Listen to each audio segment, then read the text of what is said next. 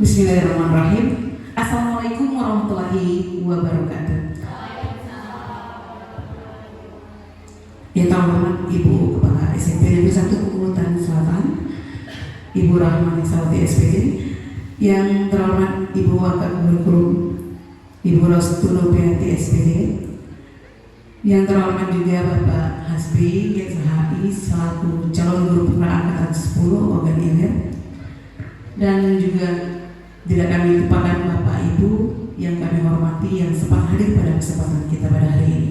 Dengan mengucap puji syukur kepada Allah Subhanahu wa taala karena berkat rahmat serta karunia-Nya kita pada hari ini sehingga kita bisa berkumpul berjumpa dalam kondisi yang alhamdulillah insyaallah akan terus membaik sampai acara kita tidak selesai. Dan salawat serta salam kita selalu sampaikan dan haturkan untuk Nabi besar Muhammad SAW sehingga kita dapat keluar dari jalan yang gelap sampai jalan yang terang kelak kemudian hari.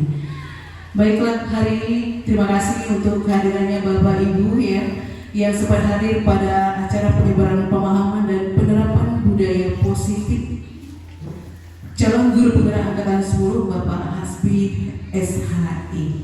Dan pada kesempatan ini kita akan langsung saja untuk keefektifan acara. Kami beri kesempatan kepada Ibu Rahmani Sawati SPD untuk memberikan sambutannya. Pada Ibu kami persilakan.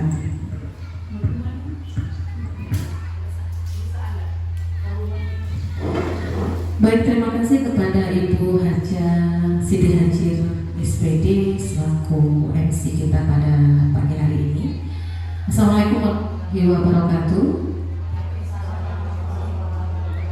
Salam sehat, salam sejahtera, salam sukses untuk kita semua. Alhamdulillah, puji syukur kita panjatkan kehadirat Allah Subhanahu wa taala karena pada hari ini kita diberi nikmat kesehatan, nikmat kesempatan sehingga kita berkolaborasi bersama dari SMP 1 dan SMP 2 dalam rangka memenuhi dari SMP 1 dan SMP 3 dalam rangka memenuhi undangan sebenarnya dari Bapak Hasbi. Karena Bapak Hasbi ini dalam rangka pemenuhan tugasnya ini sudah masuk ke modul 1.4 ini luar biasa. Kami juga mengucapkan salam yang tak lupa kita haturkan kepada junjungan kita Nabi besar Muhammad SAW beserta keluarga sahabat dan semoga kita yang terkumpul di sini telah mendapat syafaat dari beliau.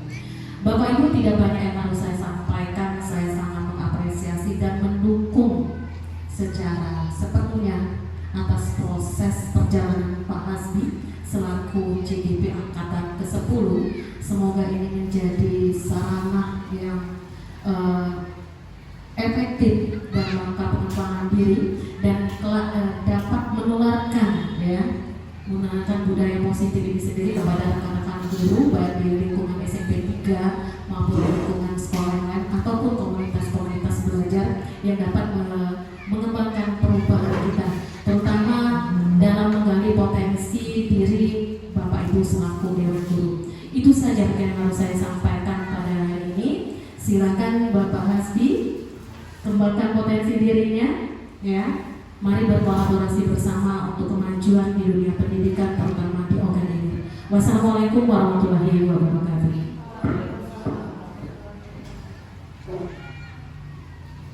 Demikian tadi sambutan dari Ibu Kepala Sekolah SMP 1 Pegunungan Selatan.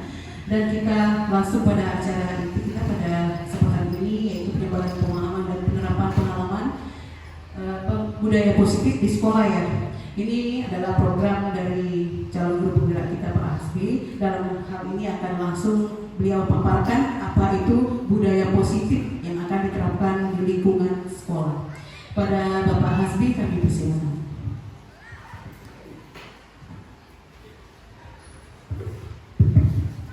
Baiklah, terima kasih kepada Ibu Siti Hajir selaku MC. Sebelumnya kami mengucapkan terima kasih kepada kepala sekolah SMP Negeri 1 Bulatan yang telah memberikan kesempatan, tempat dan uang sehingga kita bisa berkolaborasi untuk mengimbaskan, berbagi apa yang kita dapat sehingga kita dapat bekerjasama menjadi guru yang hebat. Assalamualaikum warahmatullahi wabarakatuh. Alhamdulillah rabbil alamin wa bihi nasta'in wa la umur dunya waddin. Assalatu wassalamu ala asrofil anbiya wal mursalin wa ala alihi wa sahbihi ajma'in. Yang menghormati Ibu Kepala Sekolah, Sebagai Satu Lekatan, Wakil Kurikulum, SMP Satu Lekatan, dan perangkat-perangkatnya atau wakil-wakilnya, itu juga guru-guru dari SMP Negeri 3 Lekatan. Jadi dalam hal ini kita berkolaborasi. Puji syukur tentunya kita akan mengucapkan pada Allah Ta'ala, karena pada hari yang berbahagia ini, walaupun banyak kesibukan, kita masih bisa menyempatkan waktu untuk hadir di ruangan yang berbahagia ini. Salawat dan salam tak lupa juga kita haturkan atas junjungan kita Nabi besar Muhammad SAW, pada sahabat, keluarga dan pengikut yang setia di akhir zaman.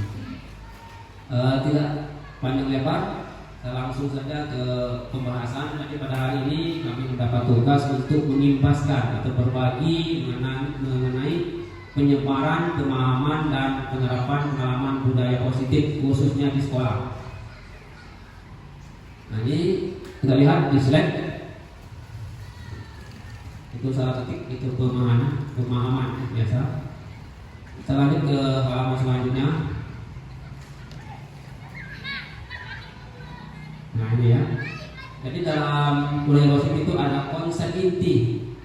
Ada 8 poin yang kita akan sampaikan dan kita pelajari. Yang pertama, perubahan paradigma belajar, disiplin positif, nilai-nilai kebajikan, motivasi perilaku manusia, posisi kontrol guru, piagam kelas, segitiga restitusi. Jadi kita akan bahas satu persatu. Mungkin Ibu Kepala ada kegiatan, seandainya ada kegiatan kami diperkeluarkan, kami musir. Seandainya akhirnya nanti ada kesibukan lain, jangan sampai kita saling mengganggu kegiatan. Lanjut, pembahasan pertama adalah pembelajaran dengan paradigma baru. Terbaca ya. Pembelajaran dengan paradigma baru merupakan pembelajaran yang dirancang dengan prinsip pembelajaran berdiferensiasi, sehingga para peserta didik belajar sesuai kebutuhannya berdasarkan tahap perkembangan sesuai teori psikologi modern untuk mewujudkan profil pelajar Pancasila. Jadi sesuai dengan prinsip dari Ki Hajar Dewantara bahwa kita guru ini mendidik berpusat kepada murid, bukan lagi kepada teacher center tapi student center. Itu pembelajaran dengan paradigma baru. Kita menghamba kepada murid. Perumpamaannya kita menjadi penuntun bagi murid kita. Di situ ada di sampingnya ada profil pelajar Pancasila, itu ada beriman bertakwa pada Tuhan Yang Maha Esa dan berakhlak mulia, bernalar kritis, berkebinekaan global, bergotong royong, kreatif dan mandiri. Itulah yang akan kita tanamkan dalam siswa kita supaya berkarakter profil pelajar Pancasila. Selanjutnya, nah ini antara pemahaman guru lama dengan perkembangan zaman sekarang, kita harus merubah paradigma kita, miskonsepsi tentang teori kontrol. Jadi setiap guru itu ada 5.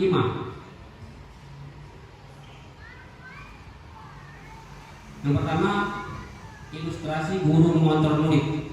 Jadi selama ini kita beranggapan bahwa kita lah yang mengontrol siswa. Kita yang memperaturan, kita mengarahkan siswa harus sesuai harapan guru. Itulah paradigma yang selama ini kita tanam dalam diri kita, bahwa aku guru, akulah yang mengatur siswa, saya yang mengatur siswa. Ilusi bahwa kritik dan membuat orang merasa bersalah dapat menguatkan karakter. Kalau zaman dulu kita mengkritik, menyalahkan siswa, seolah-olah kita paling benar karena kita guru. Ilustrasi bahwa semua penguatan positif efektif dan bermanfaat. Kita beranggapan sesuatu yang baik itu sangat efektif. Itu anggapan dulu.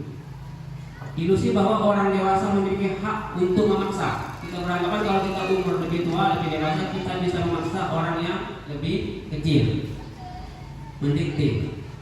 Itulah miskonsepsi tentang teori kontrol. Mengubah paradigma stimulus respon ke pendekatan teori kontrol. Nah, di sini kita akan belajar bagaimana mengubah paradigma stimulus respon ke pendekatan teori kontrol. Kalau stimulus respon, realita kebutuhan kita sama. Kalau teori kontrol, realita kebutuhan kita berbeda. Sebelah bahwa si manusia itu sama, tapi kenyataannya kebutuhan manusia itu tidak sama. Semua orang melihat hal yang sama. Teori kontrol, setiap orang memiliki gambaran yang berbeda. Kita mencoba mengubah orang agar berpandangan sama dengan kita. Itu stimulus respon. Sedangkan teori kontrol, kita berusaha memahami pandangan orang lain tentang dunia. Selanjutnya, perilaku buruk dilihat sebagai suatu kesalahan. Kalau teori kontrol, semua perilaku memiliki tujuan. Orang lain bisa mengontrol saya, hanya Anda yang bisa mengontrol diri Anda. Selama ini kita bisa beranggap bahwa kita bisa mengontrol orang lain, padahal tidak. Kita hanya bisa menasihati, menegur, paling tinggi menghukum. Tapi kalau tidak ada niat dalam diri orang tersebut, maka itu akan sia-sia. Hanya Anda yang bisa mengontrol diri Anda, hanya kita yang bisa mengontrol diri kita. Selanjutnya, saya bisa mengontrol orang lain, Anda tidak bisa mengontrol orang lain. Memaksa ada pada saat wujudan gagal. Kolaborasi dan konsensus menciptakan pilihan baru. Model berpikir menang kalah, model berpikir menang dan menang. Lanjutkan. Disiplin positif ini baru definisi. Disiplin berasal dari bahasa Latin disiplina yang artinya belajar. Disiplin mengacu pada disiplin diri yang memiliki tanggung jawab terhadap apa yang dilakukannya berdasarkan nilai-nilai yang diyakini. Jadi disiplin ini secara bahasa artinya belajar. Disiplin positif merupakan salah satu cara penerapan disiplin yang bertujuan menumbuhkan kesadaran serta memberdayakan peserta didik tanpa imbalan, penghargaan, reward, ancaman atau yang lainnya. Sebagai pendidik, tujuan kita adalah menciptakan anak-anak yang memiliki disiplin diri sehingga mereka bisa berperilaku dengan mengacu pada nilai-nilai kebajikan universal dan memiliki motivasi intrinsik bukan ekstrinsik. Nah, jadi ada dua teori di situ. Intrinsik itu berarti dari dalam, faktor dari dalam. Ekstrinsik faktor dari luar.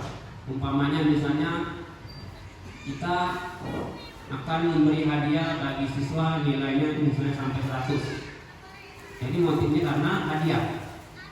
Siswa tersebut terpacu belajarnya karena faktor hadiah. Atau siapa yang nilainya kecil akan dihukum. Faktor ada ancaman sehingga dia ingin belajar, itu faktor dari luar. Kalau intrinsik itu faktor dalam, dia berprestasi karena dari dalam dirinya, dia ingin belajar, dia ingin menambah wawasan. Jadi faktor dari dalam diri orang tersebut atau siswa itu sendiri. Jadi yang baik adalah faktor intrinsik. Kita akan menanamkan faktor dari dalam, bukan faktor dari luar. Karena faktor dari luar itu sifatnya sementara, boleh-boleh saja tapi sifatnya sementara untuk jangka pendek. Selanjutnya nilai-nilai kebajikan, nilai-nilai yang disepakati bersama lepas dari suku, bangsa, agama, bahasa maupun latar belakangnya.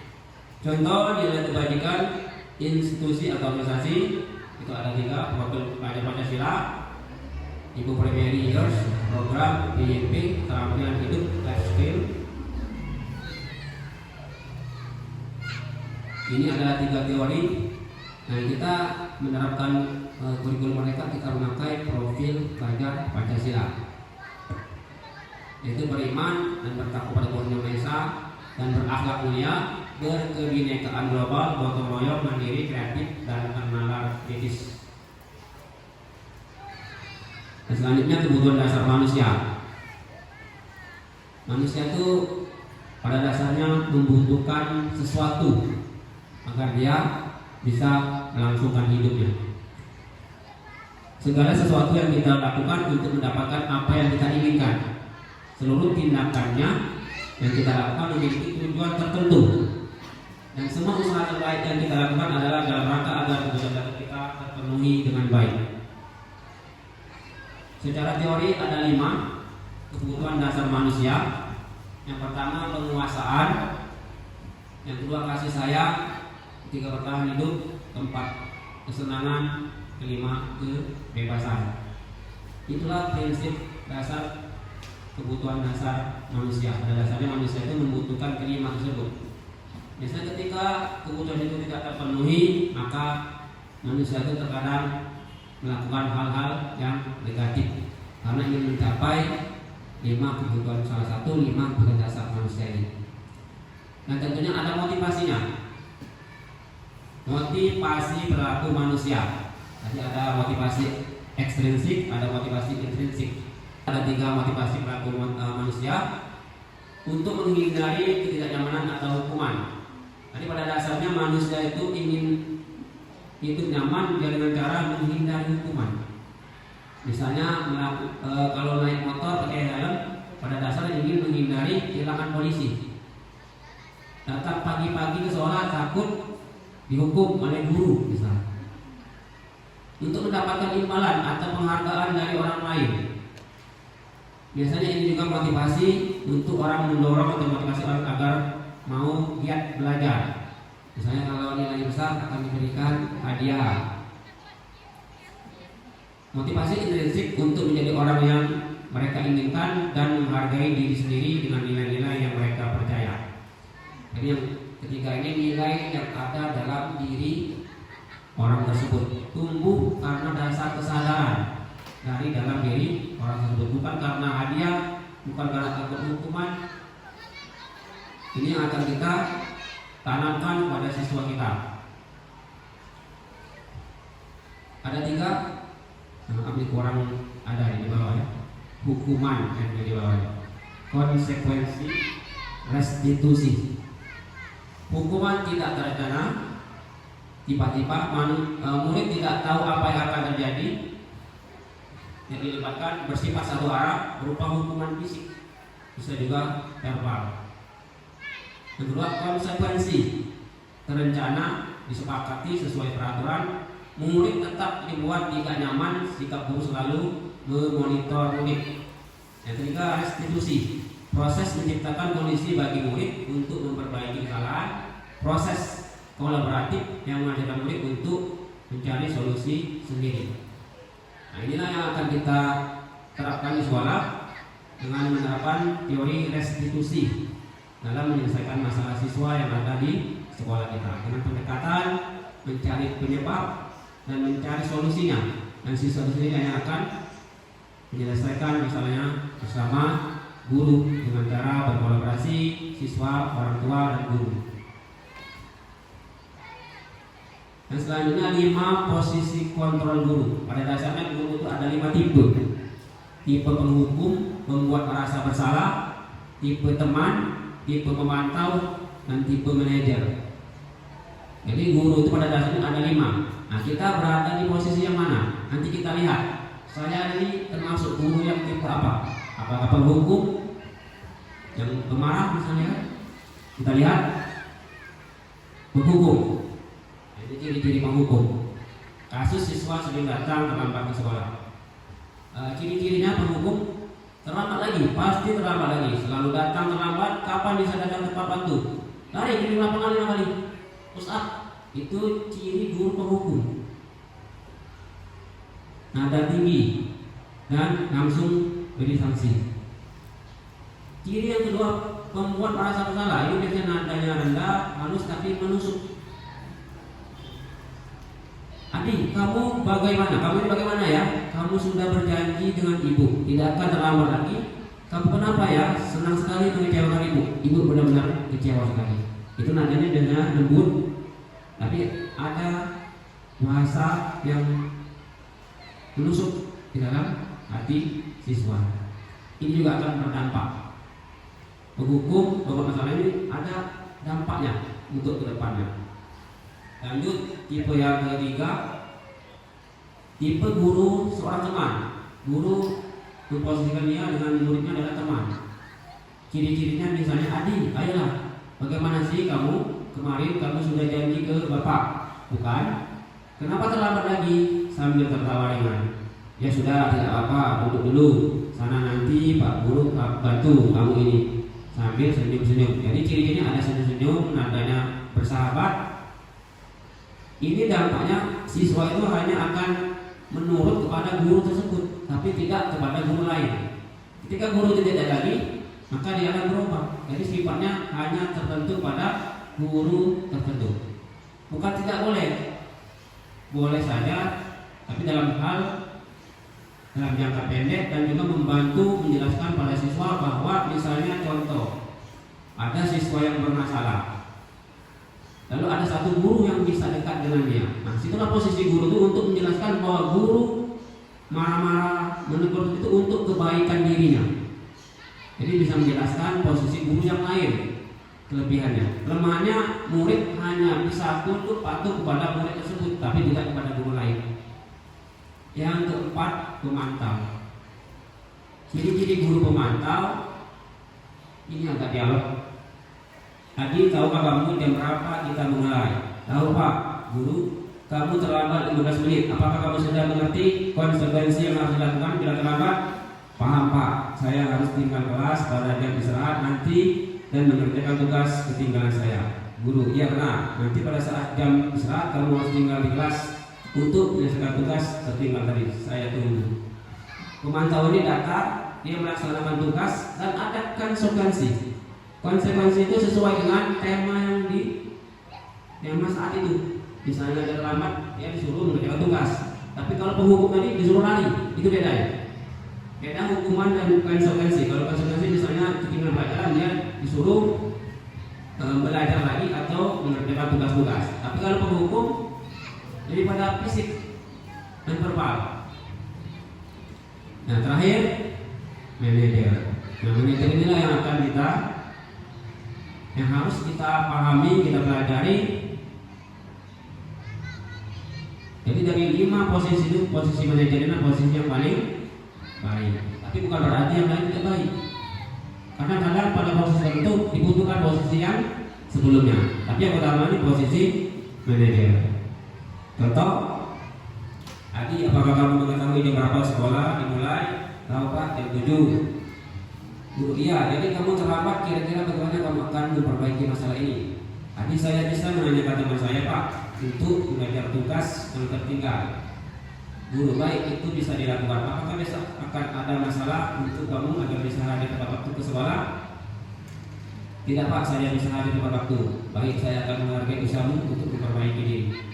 Jadi manajer ini memposisikan diri mencari masalah siswa, apa penyebab siswa melakukan tersebut, dan mencari solusinya bagaimana menyelesaikannya, agar siswa ini memperbaiki dirinya dengan caranya sendiri dan timbul dari diri sendiri untuk kebaikannya ke depan, lebih mandiri, lebih bertanggung jawab.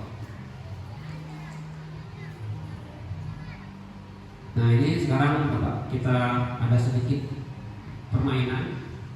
Bapak Ibu silakan menebak kira-kira kalimat ini termasuk kategori yang mana dari 5 tadi?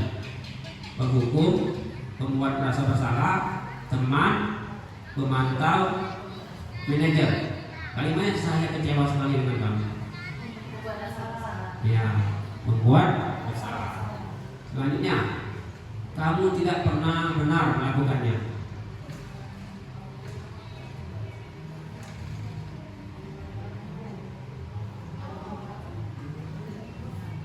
Itu bahasa verbal, tidak pernah benar. Itu bahasa verbal termasuk penghukum ya. Apa rencanamu untuk menyelesaikan masalah ini? Ya, itu manajer. Siswa disuruh mencari solusi. Ayolah, lakukan demi Bapak Ibu ya. Teman, kamu tidak pernah mendapat nilai jika tidak mengerjakan tugas. Tipe memantau atau monitor. Gimana Pak ya? Ini sudah paham. Lanjut. Apa ada berikut? Hah? Di sekolah. Iya. Kelima Iya. mungkin ada dari salah satunya. Ya silakan. Kenapa? Tapi bukan untuk kelima Kita terlalu di sekolah, kita terutama Pak ya. Iya. Boleh Pak ya. Boleh. Menerapkan? Menerapkan sistem di antara 5 itu bisa ada pada kita. Iya. Nah, misalkan sistem manajer, ya, buku. Jadi kita terima kasih pada Pak Rahman sudah menanggapi masalah 5 posisi kontrol dulu. Ya, kita tidak bisa memungkiri apa jati diri kita. Kita punya kebiasaan dalam menyelesaikan masalah. Namun tidak selamanya itu baik. Hanya dilakukan mungkin pada fase-fase tertentu, pada kondisi tertentu. Jadi dari kelima posisi ini yang dominan itu tipe manajer karena tidak membunuh karakter siswa. Yang 4 itu kita akan takutnya di masa depan siswa itu akan mendendam. Dampaknya bisa saja guru menghukum, tapi dampak bagi siswa itu yang kita pertimbangkan. Jadi dalam posisi kontrol ini mempertimbangkan karakter siswa ke depannya. Seperti zaman sekarang ada murid menghadap guru, mengetapel, memukul, banyak korban guru karena dendam, benci. Padahal guru itu tidak baik, tapi salah pemahaman. Makanya manajer tadi memberikan mencari masalah, apa masalahnya, dan dicarikan solusi dan bekerja sama dengan orang tuanya. Jadi dari kelima itu bukan berarti tidak boleh saja, tapi dalam kondisi tertentu. Mungkin karena kita pemanfaat tadi karakternya bikin orang kencang, kadang habis kesabaran. Tapi dianjurkan guru tetap sabar. Karena tadi kita pada prinsipnya tidak bisa merubah karakter atau sifat siswa. Yang bisa merubahnya adalah siswa itu sendiri. Kita hanya bisa menasihati, menegurkan, marahi. Kalau dia tidak hidayahnya gimana? Hati tidak tertutup, maka dia akan kembali ke habitatnya. Jadi yang bisa mengontrol atau merubah dirinya adalah dirinya sendiri. Siapapun itu tidak bisa merubah orang lain. Guru tugasnya mendidik, mengajarkan. Setelah itu lepas tanggung jawab. Kita sudah menasihati, menegurkan. Memang siswa seperti itu. Karena orang tuanya saja yang hidup 24 jam, siang malam masih dilawan kan? Ada lagi? Bapak Ibu kalau ada pertanyaan, ada lagi? Ini Pak Hasbi sudah selesai ininya, Masih? penjabarannya. Ya, Masih? kita beri kesempatan. Oh ya. Ya, sampai dulu nanti. Oke. Ada reaksi. Ada. Ini ada 29 slide, ini slide yang ke-20, 9 slide lagi. Keyakinan kelas. Nah ini keyakinan kelas ini biasanya kita terapkan di awal pelajaran. Sebelum memulai pelajaran kita buat kesepakatan kelas dengan keyakinan kelas agar kita ada kesepakatan atau kerjasama antara guru dan murid. Ada kesepahaman, ada kesadaran ketika ini melanggar maka dia melanggar kesepakatan bersama. Mengapa keyakinan kelas? Mengapa bukan peraturan kelas? Kira-kira apa itu? Jawabannya. Kalau peraturan kelas itu semua, Ya. tapi kalau keyakinan kelas itu dia ada sistem balik antara yang membuat kesalahan. Benar sekali. Kalau peraturan itu satu arah dan memaksa. Kalau keyakinan kelas itu hasil kerjasama murid dan guru. Misalnya kesepakatan datang dari awal, masuk ucapan salam, itu kesepakatan. Lanjut, pembentukan keyakinan kelas. Ini langkah-langkahnya atau ciri-cirinya mungkin ya. Bersifat abstrak, merupakan pernyataan universal secara global, dibuat dalam pernyataan positif. Kalimatnya selalu positif. Selalu positif. Misalnya tidak terlambat, itu agak negatif. Tidak ada kata tidak.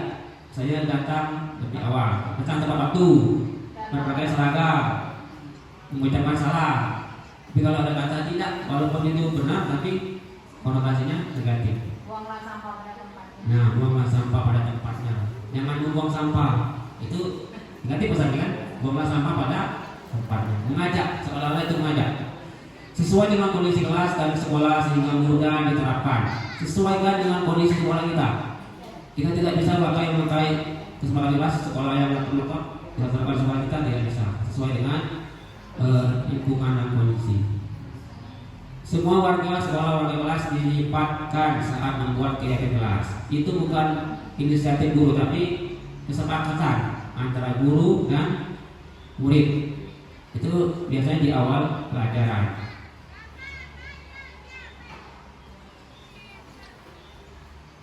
Nah ini terakhir ya, segitiga restitusi. Segitiga restitusi ini mungkin ada yang sering mendengar, ada yang baru mendengar. Sebenarnya walaupun tidak disebutkan, mungkin kita sudah pernah mempraktekkannya, tapi kita tidak tahu itu segitiga restitusi. Tapi mungkin guru sering menerapkannya, walaupun kita mungkin baru tahu itu segitiga restitusi. Suatu proses dialog yang dijalankan oleh guru agar dapat menghasilkan murid yang mandiri dan bertanggung jawab. Ada 3 tahapan. Pertama, menstabilkan identitas. Kedua, validasi tindakan yang salah. Ketiga, menanyakan keyakinan. Menstabilkan identitas. Ciri-cirinya anak yang melanggar, pada prinsipnya anak yang melanggar peraturan karena sedang mencari perhatian adalah anak yang sedang mengalami kegagalan. Dia mencoba untuk memenuhi kebutuhan dasarnya, namun ada benturan. Mengubah identitas anak dari orang yang gagal karena melakukan kesalahan menjadi orang yang sukses. Misalnya si Adi tadi, dia sering bolos, itu ada sebabnya. Mungkin dia mencari perhatian agar diperhatikan guru. Ada tujuan mengapa dia seperti itu. Jadi siswa itu bertingkah laku itu pasti ada tujuan. Ada sesuatu kebutuhan yang dia ingin penuhi. Ini langkah-langkahnya. Kalimat yang dilontarkan, ciri-ciri kalimat yang dilontarkan oleh guru pada siswa pada tahap menstabilkan identitas. Berbuat salah itu tidak apa-apa. Tidak ada manusia yang sempurna. Saya juga pernah melakukan kesalahan seperti itu. Kita bisa menyelesaikan masalah ini. Bapak Ibu tidak tertarik mencari siapa yang salah, tapi Bapak atau Ibu ingin mencari solusi dari permasalahan ini. Kamu berhak merasa begitu. Apakah kamu sudah menjadi teman yang baik buat dirimu sendiri? Itu beberapa kalimat ciri bahwa kita sudah masuk tahapan menstabilkan identitas. Seandainya kalimat yang sering kita pakai, berarti kita sudah menerapkan segitiga restitusi selama ini. Yang kedua, validasi tindakan yang salah. Setiap tindakan yang dilakukan dengan suatu tujuan, yaitu memenuhi kebutuhan dasar. Seorang guru yang memahami teori kontrol pasti akan mengubah pandangannya dari teori stimulus respon ke cara berpikir proaktif yang mengenali tujuan dari setiap tindakan, mengenali dan mengakui kebutuhan murid akan memperbaiki hubungan murid. Ciri-ciri kalimat yang dipakai guru apabila dia pada tahap yang kedua. Padahal kamu bisa melakukan lebih buruk lagi, dan ini ya, kamu pasti punya alasan mengapa kamu melakukan hal ini. Kamu patut bangga pada dirimu sendiri karena kamu telah melindungi sesuatu yang penting buatmu. Kamu boleh mempertahankan sikap itu, tapi kamu harus menambahkan sikap yang baru. Itu ciri-ciri kalimat pada tahap kedua. Tahap ketiga, menanyakan keyakinan kelas. Murid akan diberikan pertanyaan-pertanyaan bermakna untuk menunjukkan motivasi secara intrinsik dari dalam dirinya, mampu mengaitkan keyakinan dengan tindakan yang salah. Ciri-ciri kalimatnya, apa yang kita percaya sebagai kelas atau keluarga, keyakinan kelas ya. Apa nilai-nilai umum yang kita telah sepakati? Apa bayangan kita tentang kelas yang ideal? Kamu mau jadi orang yang seperti apa? Jadi idealnya sebelum kita melakukan ini, kita harus membuat keyakinan kelas dulu. Ada kesepakatan di awal pelajaran. Nah ini contoh penerapan segitiga restitusi. Sudah diputar. Putra Bapak dengar dari guru Isek bahwa kamu sering bajunya dikeluarkan. Apa benar? Iya Pak. Berpakaian yang baju di luar itu kesalahan bukan? Iya Pak. Berbuat salah itu tidak apa-apa. Tidak ada manusia yang sempurna asal kita mau memperbaikinya dan kita bisa menyelesaikan masalah ini dengan mencari solusinya. Iya Pak. Putra, kamu pasti punya alasan mengapa kamu bajunya sering tidak dimasukkan. Iya Pak, karena semakin saya risau, jadi saya malu diketahui teman-teman. Kamu tahu kegiatan kelas yang sudah kita sepakati? Tahu Pak, berpakaian rapi. Berpakaian tidak rapi sesuai dengan kegiatan kelas kita tidak? Tidak Pak. Menurut kamu kegiatan kelas apa yang telah kamu langgar? Disiplin Pak. Menurut kamu disiplin itu penting tidak? Penting Pak agar saya lebih percaya diri. Iya benar, dengan kita disiplin maka kita akan lebih percaya diri dan menjadi orang yang bertanggung jawab. Pak, saya mau berpakaian rapi. Oke, Putra, jika kamu sudah baik meminta maaf dan berjanji berpakaian rapi.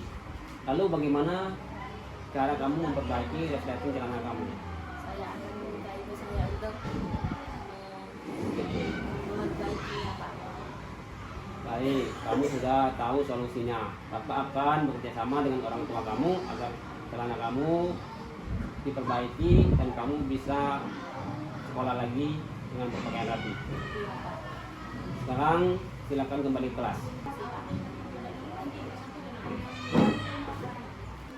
Assalamualaikum warahmatullahi wabarakatuh. Nama saya Putra kelas 82. Terima kasih Bapak Guru. Saya senang sekali diajak diskusi untuk menemukan solusi atas kesalahan yang telah saya lakukan. Saya berjanji akan berpakaian rapi. Assalamualaikum warahmatullahi wabarakatuh.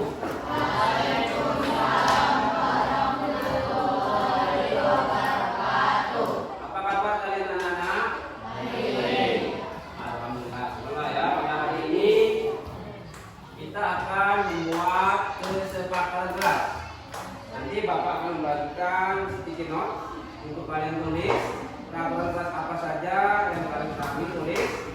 Dan nanti kalian tempel ke depan. Oke?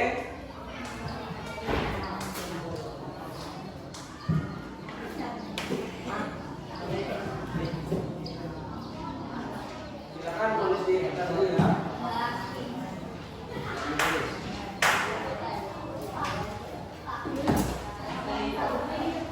Ya, boleh minimal 2. Nanti boleh. Nanti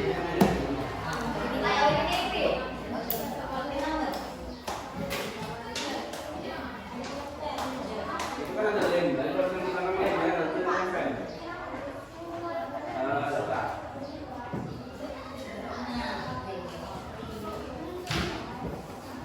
Nanti yang di belakang, yang di depan, yang nempel.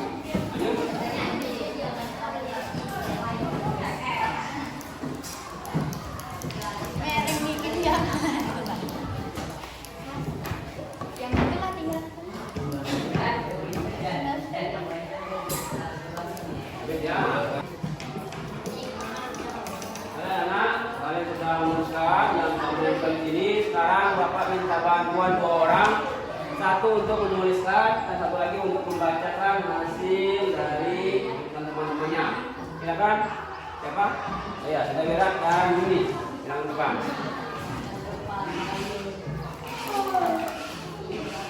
Iya.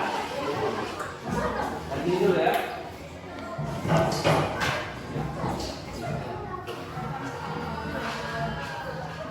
Biar tadi.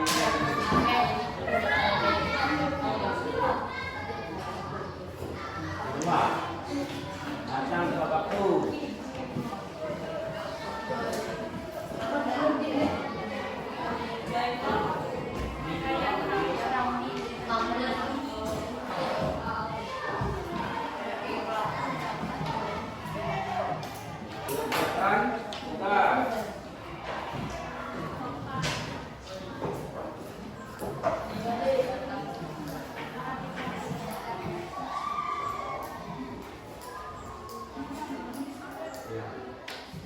Jadi kalau ada kalimat yang sama dilewatkan karena sudah ada perwakilan ya di sini kalimatnya. Jadi ada kesamaan itu satu saja, bisa ditulis ulang.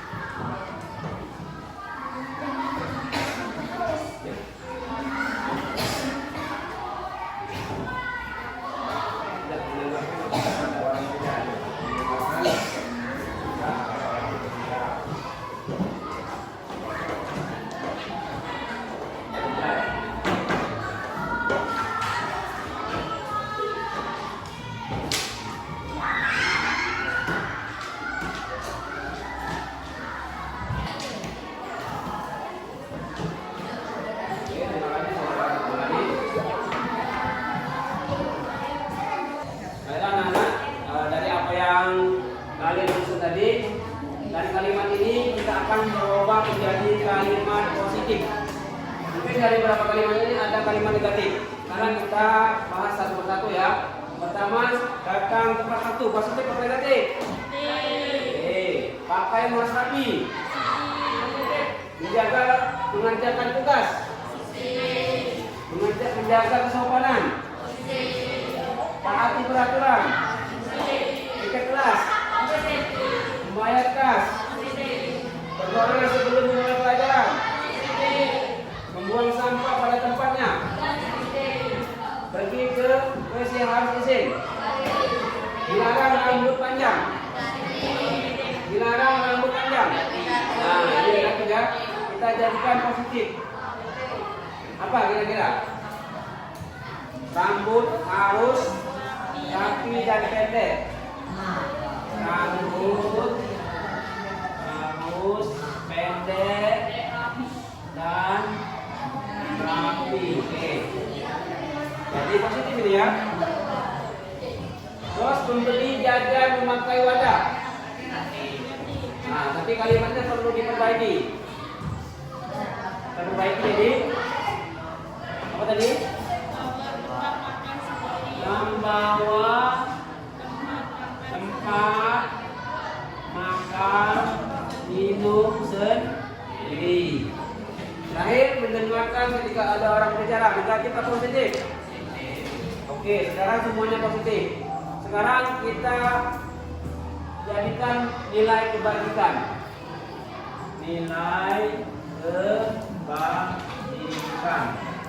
Datang tepat waktu. Nilai kebajikannya apa? Disiplin. Pakaian harus rapi. Disiplin. Oke. Mengerjakan tugas. Tanggung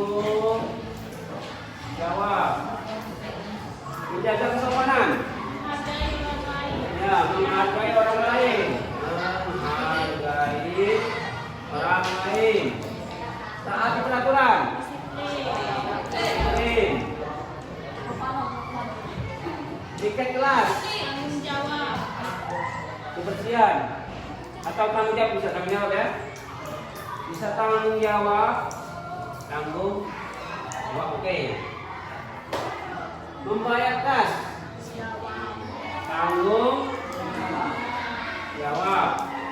Berdoa sebelum memulai pekerjaan, nilai religius, oke.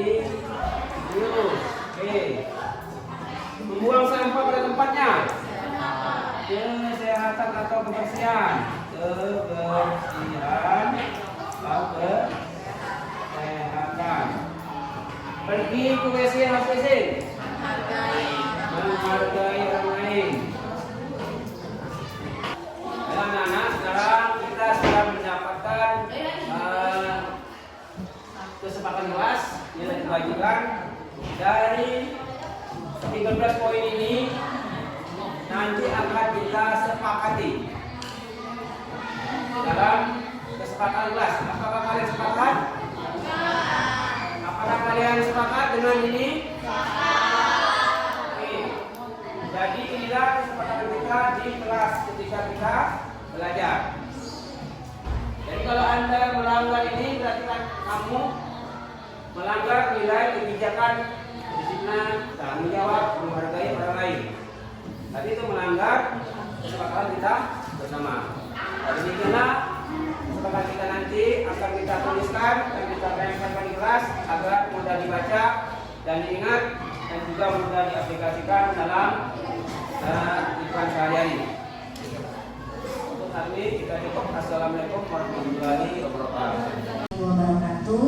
Terima kasih untuk Ibu Siti Hajir selaku moderator. Saya langsung saja Pak untuk bertanya masalah konsep budaya positif tadi, masalah keyakinan kelas. Bagaimana cara menerapkan ke sekolah masalah keyakinan kelas? Apakah keyakinan kelas ini bisa dibuat 1 bulan, 3 bulan, 6 bulan, atau 1 tahun? Itu saja Bapak. Terima kasih. Wassalamualaikum warahmatullahi wabarakatuh. Terima kasih pada Ibu Ella Septiani SPD MPD yang telah memberikan pertanyaannya. Jadi dalam konsep inti budaya positif ini ada bagian tentang keyakinan kelas, bukan peraturan kelas. Keyakinan kelas itu adalah suatu kesepakatan yang dibuat antara guru dan murid. Kapan dibuatnya? Idealnya di awal dimulai pembelajaran. Berapa lama berlaku? Tergantung guru-guru dan kesepakatan guru dan murid. Idealnya selama guru itu masih mengajar di kelas itu dan siswa yang tetap sama, itu tetap dipertahankan. Tapi seandainya ada perbaikan, ada evaluasi, bisa diperbaiki. Namanya kesepakatan. Bisa berubah, bisa diperbaiki, bisa diganti. Ada tujuan, pada dasarnya tujuan dari kelas ini adalah untuk menciptakan siswa yang berkarakter mandiri dan bertanggung jawab. Demikian, terima kasih. Assalamualaikum warahmatullahi wabarakatuh. Bapak Ibu, kita pada sesi pertanyaan tanya jawab. Di sini akan ada pertanyaan dari Ibu Ita Robina. Silakan. Sebelum nanti akan ada jawaban dari Bapak Aspi.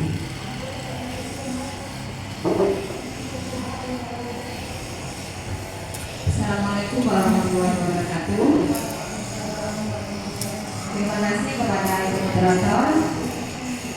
Konsep inti budaya positif ini tadi sudah dijabarkan oleh Pak Hasbi ya. Di sini saya ingin bertanya tentang disiplin positif dan kebutuhan dasar manusia. Disiplin positif ini dalam lingkungan sekolah kita ya berbeda-beda. Jadi terkadang kita ingin mendisiplinkan murid datang tepat waktu 7.30 ya. Nah sementara misalnya guru terlambat datang karena macet atau penyeberangan rusak dan lain sebagainya. Terkadang murid ini sudah jenius, sudah teliti. Kami datang terlambat, ibu ini marah, tapi ibu datang jam 8. Nah jadi siswa tersebut dan murid tersebut sudah teliti, sudah bisa komplain. Nah jadi kita sebagai pendidik atau juga guru, ketika kita ingin mendisiplinkan murid, disiplin positif, misalnya ini kehadiran kita, misalnya masuk kelas, ataupun hal-hal yang bersifat positif, intinya kita dulu ingin mencerminkan diri kita baik atau lebih baik dari muridnya. Jadi berikanlah contoh yang terbaik untuk murid. Pertanyaan atau tanggapan dari Ibu Gita Novita terhubung dengan 5 kebutuhan dasar manusia, yaitu berhubungan dengan kasih sayang dan rasa terima. Yaitu tadi ada satu permasalahan yang dihadapi oleh siswa, dan yang pertanyaan dari Ibu Gita itu bagaimana cara guru ya, cara menghadapi atau mengatasi masalah tersebut. Ya, pertanyaannya dijawab. Terima kasih kepada Ibu Gita Novita SPD yang menanyakan bagaimana kita guru kita menghadapi siswa yang bermasalah. Jadi pada dasarnya kita sebagai guru ini dengan prinsip yang diajarkan oleh Ki Hajar Dewantara bahwa guru adalah penuntun seperti petani, mulai dari pendidikan, penyiram, sampai itu memupuk. Nah, disitulah kehadiran guru untuk memenuhi kekurangan yang ada pada diri siswa. Maka kita harus tanya dulu, mengapa siswa ini bermasalah? Pasti ada penyebabnya. Ketika kita gali, tanyakan apa penyebabnya, nah disitulah kita akan mengisi kekosongan yang ada pada dirinya. Misalnya kurang perhatian, kurang kasih sayang. Jadi siswa bandel-bandel itu kebanyakan dari keluarga yang berantakan, terus rata-rata pas begini bapaknya tidak ada, tinggal dengan nenek, tidak ada, kurang perhatian. Nah kita guru ini berdasarkan prinsip dari Ki Hajar Dewantara adalah sebagai penuntun, menghambat pada murid. Menghambat itu tinggi kelasnya, tapi kita itu memang harus tahu dari luar dan dalam tentang siswa kita. Apa kebutuhan siswa itu kita harus penuhi. Siswa guru hadir. Contohnya ada kasus di SMA berapa teman kita, ada siswa seluruh guru itu tidak bisa menanganinya, kesulitan. Akhirnya dia mencoba berusaha apanya, kendala, didekatinya, minta nomor WA, dihubunginya, terus ternyata dia kurang perhatian. Diberikan perhatian spesial kali, diberikan perhatian spesial sehingga akhirnya siswa ini mau terbuka. Lalu dia mau terbuka jadi terbuka. Setelah itu dia kalau ada guru dia merasa nyaman. Kita ada guru itu nyaman. Nah ini tidak baiknya siswa itu hanya akan terbuka dan mau bercerita atau bertingkah baik ketika ada guru tertentu. Dia memposisikan diri sebagai teman. Tapi ada posisi tertentu diperlukan.